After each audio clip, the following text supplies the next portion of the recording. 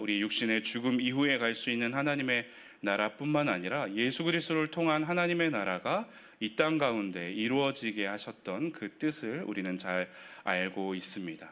그래서 예수 그리스도가 오신 이후에는 하나님의 나라가 우리에게 이 땅에서 살 수 있는 권한이 주어진 것이죠. 그래서 하나님의 나라는 예수 그리스도께서 이 땅에 오시고 하늘나라를 다시 승천하신 그 이후에 이미 우리에게 이루어진 것이 바로 하나님의 나라입니다. 그러나 우리가 이미 이루어진 하나님의 나라가 분명히 존재하지만 또 영원한 하나님의 나라가 하나님의 때에 하나님의 심판의 그 날에 마지막에 영원한 하나님의 나라가 이루어질 것을 우리는 바라는 것이죠. 그래서 저와 여러분은 그 하나님의 나라, 이미 이루어졌지만 앞으로 영원히 이루어질 그 하나님의 나라의 시간에 살아가게 됩니다. 저와 여러분들이 그 하나님의 나라에 살아갈 때에 그런 시간적, 이미 이루어졌으나 아직 완성되지 않은 하나님의 나라를 어떻게 살아가야 할까를 생각해 보았을 때 그 삶의 방식은 바로 우리가 하나님께서 주어주신 사명을 감당하며 살아가야 한다는 것입니다. 그 이야기를 오늘 세례 요한의 죽음을 통해서 함께 살펴보겠습니다. 제가 한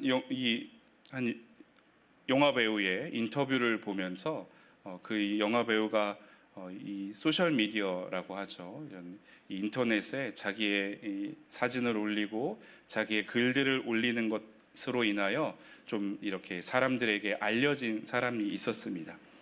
그에게 인터뷰어가 이제 마지막으로 당신의 인생의 마지막에 올리고 싶은 영상은 어떤 영상입니까? 라고 물어보게 되죠.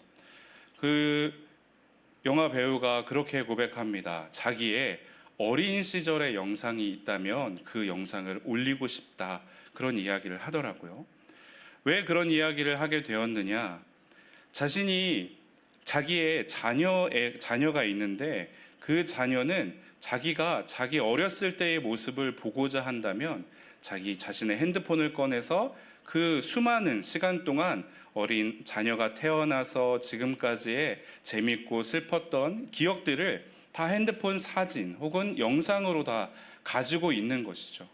그런데 정작 본인이 어렸을 그 나이 때 그러니까 한 3, 40년 전이 되겠죠. 그때를 생각해 보면 지금처럼 이렇게 많은 이야기들, 많은 추억들을 실시간으로 저장하고 기록할 수 있는 것이 없다는 아쉬움의 표현으로 그렇게 인터뷰하는 모습을 보았습니다.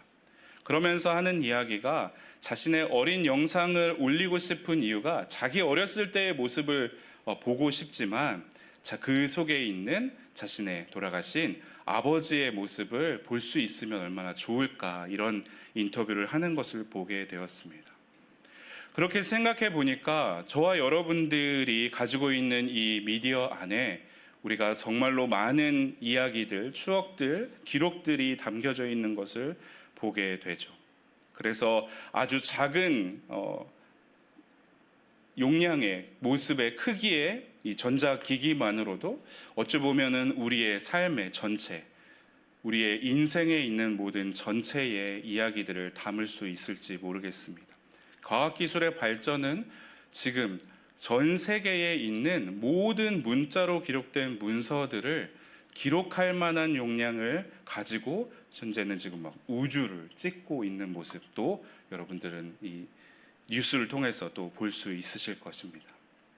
그런 것과 마찬가지로 우리의 세상의 삶의 기록들이 하나님의 나라에 이렇게 기록되어지고 또 그것이 남아있게 되어지는 것, 우리는 그것이 옛날에는 좀 먼 이야기 같고 그게 가능한 일일까, 어떻게 하나님이 각 사람을 한 사람 한 사람 모시면서 그 이야기를 다 기록하고 계실까, 수많은 사람들의 이야기를 어떻게 저장하고 계실까 생각을 하게 되었지만 이제는 그것이 우리의 현실로 다가오게 되죠.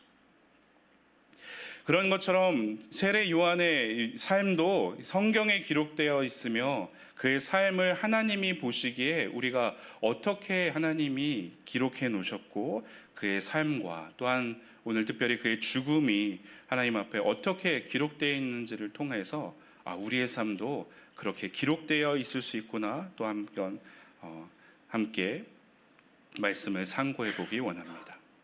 우리가 오늘 읽은 본문처럼 세례 요한의 죽음이 공관 복음이라고 하는 마가, 마태, 누가복음 같은 관점으로 쓰여졌다고 구별하고 있는 세 가지 복음서에 다 등장하게 됩니다. 특별히 오늘 마가복음에 더 길게 자세히 세례 요한의 죽음이 기록되어 있죠. 뿐만 아니라 이 세례 요한의 죽음은 이 유대의 역사학자라고 하는 요세푸스를 통하여서 유대 고대사라는 일반 성경이 아닌 일반 책에도 그의 죽음이 그렇게 기록되어 있습니다. 성경의 기록과는 조금 관점을 다르게 역사적인 학자이기 때문에 역사적인 눈으로 또 정치적인 해석을 가지고 세례 요한의 죽음을 그 책에 기록해 놓는 것을 보게 되는데요. 이 요세푸스를 통해서 보면 그의 죽음이 이 지금 오늘 성경에 이야기하고 있는 이 헤롯 가문이 예수님을 태어나시던 그때부터 이 헤롯 대왕 때부터 예수님이 지금 활동하시고 세례 요한이 죽음을 이르게 되는 이 그 헤롯 대왕의 아들 헤롯 안티파스가 세례 요한을 죽이게 되는 그때의 기록을 요세푸스가 해주고 있는데요. 그 기록에 보니까 이 정치적인 이유 때문에, 그러니까 그 당시에 이스라엘 땅을 다스리고 있던 정치적인 지도자로서 세례 요한이 너무 민중의 인기를 얻고 민중의 봉기를 일으킬지도 모른다는 정치적 해석을 가지고 이 선제적인 위협을 제거하기 위해서 세례 요한을 죽였다고 이 유대 교대사에는 이렇게 기록하고 있는 것입니다. 성경에는 그 기록이 조금 다른 관점으로 되어 있습니다. 바로 세례 요한의 말과 또 그 말을 들은 헤로디아, 그 사이에서 일어나는 조금은 정치적인 요소, 고대사에 적혀져 있는 것보다는 조금 더 이런 이야기를 굳이 했어야 하는가, 이런 죽음이 성경에 기록되어야 하는가는 관점으로 볼 수도 있을 만큼 이 죽음을 좀 낱낱이 또 그 내용이 그렇게 은혜롭지 않은 내용들을 담고 있는 것을 보게 됩니다. 우리가 본문의 말씀을 읽어보았던 것처럼 헤로디아의 딸이 춤을 추는 것을 기뻐함으로 소원을 이루길 원하고 그 소원을 어머니 헤로디아에게 말했더니 세례 요한을 목을 자르고 그 목을 정치인들과 그 지역의 유지들이 앉아 있는 그 잔치상 가운데 그 목을 접시 위에, 소반 위에 올려서 나오게 되는, 아주 어떻게 보면 비참한 죽음을 맞이하고 있는 세례 요한의 모습을 낱낱이 기록해 주고 계시죠. 세례 요한의 죽음의 기록들을 왜 이렇게 기록해 놨을까? 묵상을 하면서 주님께서, 물론 우리가 잘 아는 것처럼 세례 요한이 자신의 사명을 따라 살다가 죽은 사람인 것을 잘 알고 있죠. 그런데 이렇게까지 죽으실 필요가 있었을까 생각을 해보게 되는 겁니다. 특별히 이런 고민을 하면서 성경을 묵상하게 되면 한 가지 아쉬운 점, 또 뭔가 누락되어 있는 것 같은 기분이 듭니다. 바로 예수님의 이야기죠. 세례 요한의 죽음을 경험하게 되는 이 모든 사건에서 공관복음 어디에도 예수님이 그 세례 요한의 죽음을 언급하거나 아쉬워하거나 그의 죽음을 높이 평가하는 그 어떠한 이야기도 등장하지 않고 있습니다. 여러분들이 공관복음에서 세례 요한의 죽음의 이야기들을 면밀히 살펴보게 된다면 그 세례 요한의 죽음의 이야기는 그저 예수님의 제자들의 활동하는 그 상황들, 그러니까 예수님의 제자들이 예수님을 따라서 흥황하고 예수님의 제자들이 예수님처럼 능력을 행하는 그 일들 가운데, 예수님의 일하심, 예수님의 제자들의 일하심 가운데 그저 한 단락의 죽음으로 표현되고 마는 것을 보게 됩니다. 왜 예수님은 아무 말도 하시지 않았을까? 그런데 생각해 보면 세례 요한에 대하여 우리가 전체적인 세례 요한의 말씀을 찾아보면 그가 왜 성경에 이렇게 기록되어 있는지 우리는 어느 정도 알 수 있게 되죠.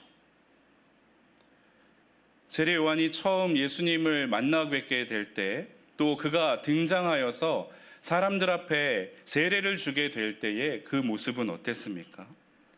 하나님의 음성이 하늘로부터 들리지 않고 이스라엘 백성들은 어둠 가운데서 하나님의 뜻이 도대체 무엇인지 알 수 없는 상태가 되어버렸죠. 그래서 종교는 정치적으로 변해버리고, 또 종교는 관습에 의하여서 그저 반복되어지는 신앙으로 살아가고 있던 그런 때였습니다.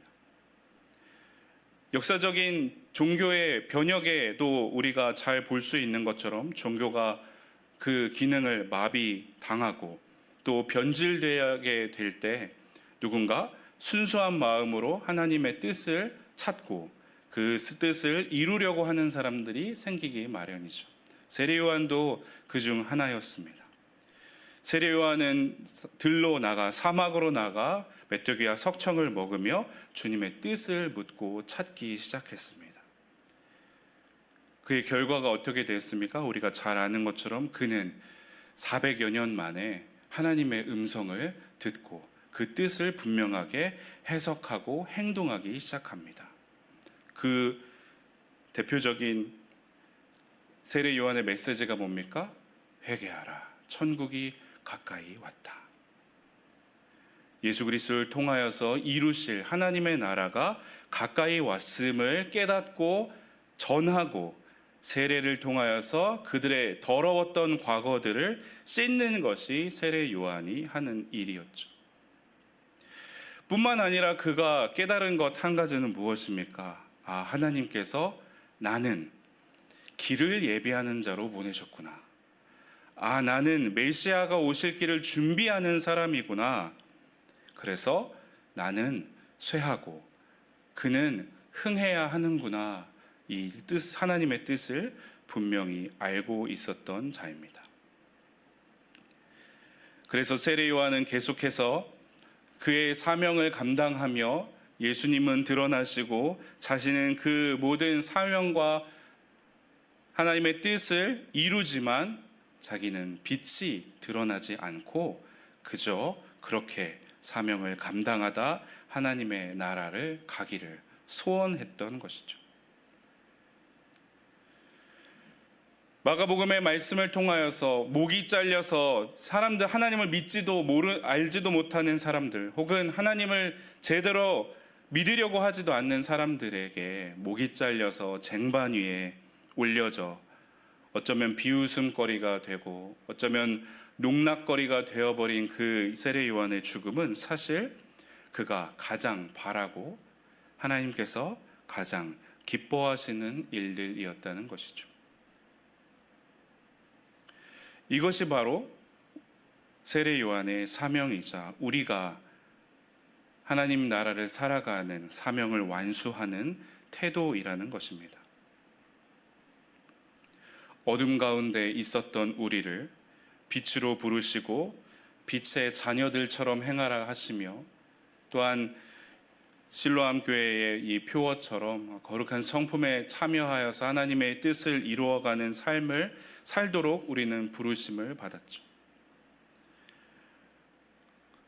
그 사명 가운데 우리는 각자 하나님이 우리를 통하여서 기뻐하실 일들을 찾아서 나아가야 합니다.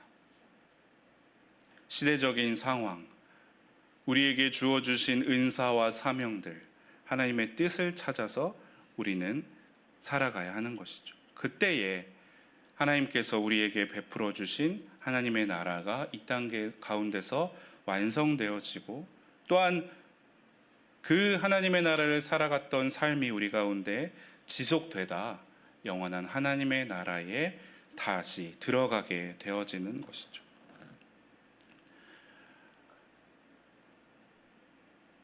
어떤 분들은 사명을 이야기하게 될 때 세례 요한처럼 죽음을 각오하고 또 사명을 감당하고자 하는 분들도 있습니다. 세례 요한의 죽음처럼 하나님 앞에 크게 쓰임 받고 주님의 일을 하다가 가고 싶어 하시는 분들도 있으시죠.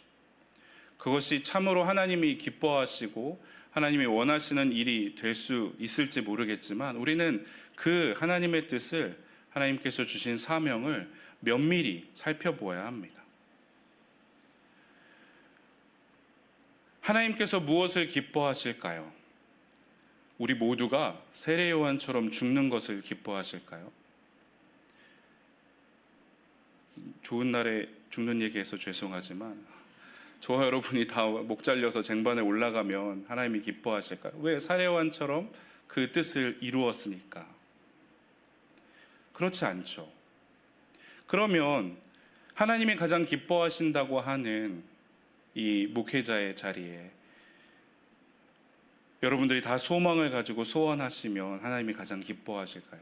하나님이 가장 기뻐하시고 하나님을 가까이 할 수 있는 자리니까 여러분 모두가 목회자가 되는 것.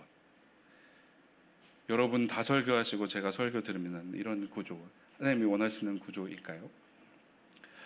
우리는 비전과 사명을 잘못 생각하면 내가 무엇을 하나님 앞에서 하나님이 가장 기뻐하시는 직업을 가질 수 있을까를 생각하다가 오히려 놓치는 부분들이 많이 생기게 됩니다. 먼저는 하나님을 기뻐하시게 하는 삶을 살아드린다는 그 마음입니다. 저는 감리교인이죠. 그래서 사실 장로교의 교리들 또 장로교에서 이야기되어지는 것들을 사실 그렇게 많이 알지 않았고 관심이 많이 없었습니다. 그래서 이제 아내와 함께 또 이런저런 신학적인 다른 배경 속에서 만남과 교제를 통해서 많은 것들을 지경을 넓혀가고 있다고 저는 스스로 생각을 하는데요. 그래서 웨스트민스터 이 소요리 문답 1번 문항을 저는 굉장히 낯설게 느껴졌습니다. 교리와 문답이 대요리, 소요리가 우리를 하나님 앞으로 꼭 인도하지 않는다는 또 그런 내용은 없으니까 그걸 통해서 진리를 깨달아 볼 수 있는 것이죠. 특히 저 같은 경우에는 교단을 넘어서 하나님의 뜻이 어디에 있을까 이런 소요리 문답들을 통하여서 또 깨닫게 됩니다. 소요리 문답 1번 문항은 다음과 같습니다. 사람의 제일 되는 목적이 무엇입니까? 여러분, 사람들의 제일 되는 목적이 무엇이라고 생각하십니까?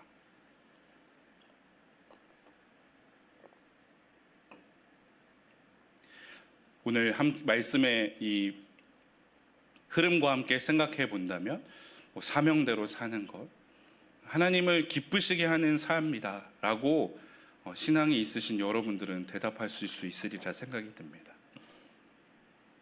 그런데 그 문답이 다릅니다. 여러분들이 생각하는 것과는 조금 관점을 다르게 하여 이야기하고 있는데요. 그 답변은 이렇습니다. 사람들의 제일 되는 목적은 무엇입니까? 사람의 제일 되는 목적은 하나님을 영화롭게 하고 영원토록 그분을 즐거워하는 것입니다. 이 문장이 뭐가 조금 다른 것을 느껴지십니까? 영원토록 그분을 즐겁게 해드리는 것이 우리의 목적이라고 이야기하지 않습니다. 우리의 목적은 무엇이냐? 그분을 즐거워하는 것이죠.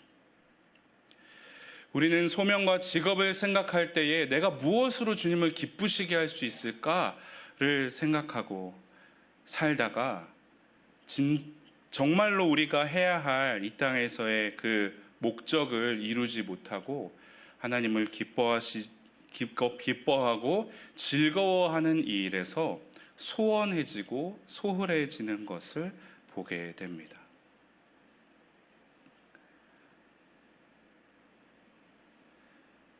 우리는 하나님의 자녀로 부르심을 받았고 우리가 아직 죄인 되었을 때도 주님 우리를 사랑하셨고 그렇게 할 수 없는 것 같은 우리를 통하여 거룩한 성품에 참여하도록 허락하셨습니다. 그 기쁨이 얼마나 큽니까? 그 즐거움이 얼마나 우리에게 대단한 것입니까? 그런데 우리는 계속해서 그 하나님이 주신 것을 바라보며 즐거워하고 기뻐하는 마음으로 가지 않고 그 시선을 나에게로 향하고 우리의 마음과 우리의 믿음의 시작을 하나님이 아닌 우리 자신으로 시작하는 경우가 많이 생기게 되죠. 그런 의미에서 우리는 사명을 이루고자 합니다. 하나님이 기뻐하시는 것이 무엇일까를 고민하다가 직업을 선택하고 사명을 선택하다 정작 하나님을 기뻐하시는 삶을 잃어버리는 자들을 많이 보게 됩니다. 십자가에 내려놓으라고 하시는 무거운 짐들을 다시 지고 내가 하나님을 위해서 이만큼 했노라. 내가 주님이 기뻐하시는 일, 기뻐하신다고 쓰여졌던 그 일들을 이만큼 했노라 드러내고 자랑하고 또 드러내고 자랑하지 않더라도 그것을 자신의 삶의 만족으로 잘못 살아가고 있는 분들이 너무나도 많이 보이게 됩니다. 우리의 사명은 하나님을 즐거워하면서 우리의 목적이 되시는 하나님을 향하여 나아가긴 해야죠. 주님께서 우리에게 주신 사명을 감당하긴 해야 합니다. 그것으로 하나님을 기쁘게 하시는 것도 우리의 또한 또 하나의 목표가 될 수 있죠. 그런데 자꾸 우리의 생각을 내 기준으로 내 삶의 영역 안에서 내 능력과 내가 볼 수 있는 시선과 영역 안에서만 생각하는 것은 결코 직업과 사명을 감당하는 일들이 아닐 것입니다. 또한 우리가 사명을 생각하게 될 때 하나님을 기뻐하시는 것을 소홀히 할 뿐만 아니라 우리가 직업 사명을 너무 이 제한된 직업 안에서 찾으려고 할 때가 많죠. 그러나 우리가 하나님 안에서 기뻐하며 하나님을 기쁘시게 하는 삶을 살아가게 된다면 사실 우리가 무엇을 하든 어디에 있던 그것은 그렇게 큰 문제가 되어지지 않습니다. 여러분도 잘 아시는 로렌스 형제는 설거지를 하면서도 주님과 함께 동행하는 삶, 주님의 임재를 연습하는 시간들로 삼았습니다. 우리가 하는 모든 일들을 통해 영적인 일들을 통해서 우리는 하나님이 주시는 에너지, 또 하나님이 주시는 깊은 관계로 나아가게 됩니다. 누군가가 24시간의 삶의 시간 속에서 얼마나 이 하나님에 대한 생각과 하나님과 교제하는 시간을 살아가느냐는 우리가 얼마나 하나님과 가까운 존재인지 또한 하나님이 주시는 것으로 채우며 살아가는 사람인지를 깨닫게 되죠. 여러분들의 24시간을 한번 돌아보십시오. 여러분들 얼마나 하나님과 동행하십니까? 24시간의 절반, 12시간 정도 하나님과 동행하면 여러분들의 영혼이 하나님과 한 50% 정도 가까운 사람들이 될 수 있을 겁니다. 그러나 우리가 목표하는 바는 무엇입니까? 계속해서 모든 일을 하는 과정에 모든 생각과 행동과 심지어 우리가 일하는 과정에서도 세상적인 하나님의 일이 아닌 세상적인 직업적인 일을 하면서도 마찬가지로 우리가 그곳에서 하나님께 묻고 하나님과 교제하고 하나님이 원하시는 뜻을 묻고 따라가는 순종의 길을 간다면 우리는 더 많은 시간 동안 하나님을 따르며 하나님과 동행하며 하나님과 깊은 관계와 교제를 맺는 자가 되겠죠. 그렇게 된다면 우리가 무슨 직업을 갖든지 상관없이 하나님과 깊은 교제와 사명을 하나님의 안에서 감당하고 그 사명을 이루는 자가 되어진다는 것입니다. 반대로 생각하면 어떻습니까? 우리가 하나님과 주님과 묻고 따라가고 순종하려고 하지 않는 시간들은 전부 다 내 생각으로 전부 다 하나님과는 관련되지 않는, 혹 우리는 심하게 이야기하면 그것이 죄가 되어서 우리의 삶을 가득 채울 수밖에 없게 되겠죠.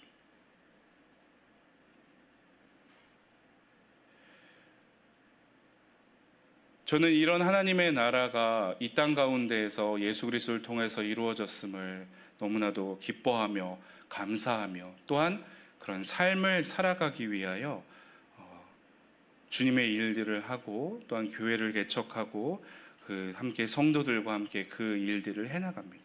여러분도 마찬가지로 그렇게 하나님과 동행하며 여러분들이 있는 어디든지, 어떠한 직업이든지, 어떠한 상황과 무엇을 하는지에 상관없이 주님과 동행하고 주님을 기뻐하는 삶을 날마다 살아서 그 가운데 하나님의 통치가 일어나고 하나님으로 인하여서 함께 기뻐하는 삶으로 나아가시기를 간절히 축원합니다.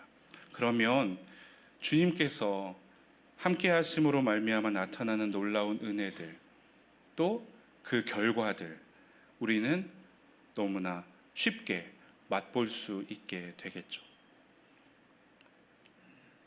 여러분들에게 주신 그 사명들, 은사들 생각하며 우리는 그 일, 하나님의 나라가 완성되어지고 또 이미 내 안에서 시작된 그 일들을 점점 더 확장시켜 나가는 일들을 하시길 간절히 바랍니다. 오후에는 또 이런 말씀을 가지고 말씀을 함께 나누겠습니다. 세례 요한의 죽음을 보며 우리는 그의 비참하지만 하나님께서 귀하게 여기시는 그 죽음, 사명을 다 감당하고 죽어간 세례 요한을 통하여서 우리 또한 하나님이 원하시는 삶을 살아가기 위한 각오들을 다지며 나아갑니다.